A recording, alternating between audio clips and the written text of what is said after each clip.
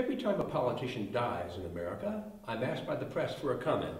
I have 3 comments, which I select according to the circumstances. It's kind of like a final grade on an examination. For an A, he served the public with great distinction and departs with honor in his wake.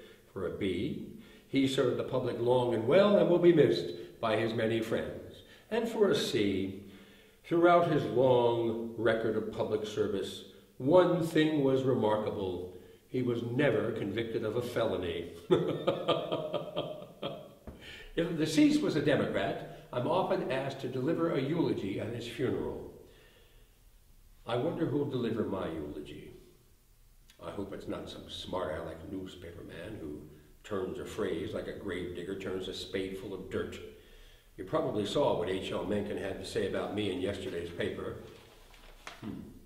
Bryan descended too deeply into the mud to be taken seriously hereafter by fully literate men, even of the kind that write school books.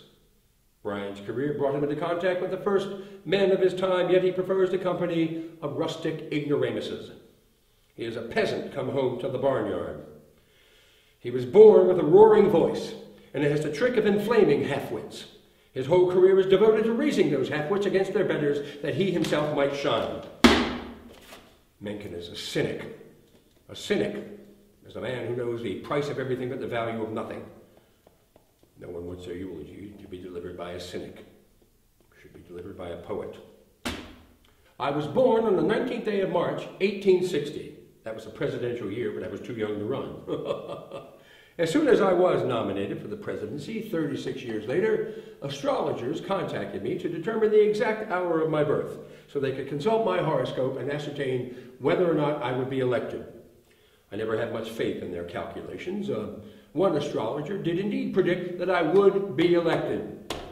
I believe it was the same astrologer who predicted a safe passage for the Titanic. He was very much mortified at my defeat, much more so than I was. But you know, it's never very easy to deal with defeat. Defeat wears you down. Nobody in America likes a loser. But when I was younger, it didn't seem quite so hard to deal with defeat.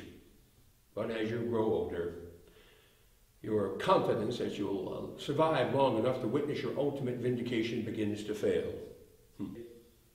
I lost 3 times the Democratic nominee for president by the time I was 49 years old.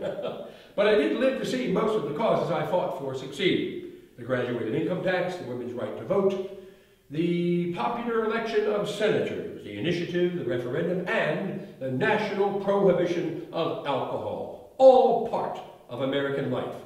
To live in mankind is to live far, far more in a name. To live in mankind, far, far more.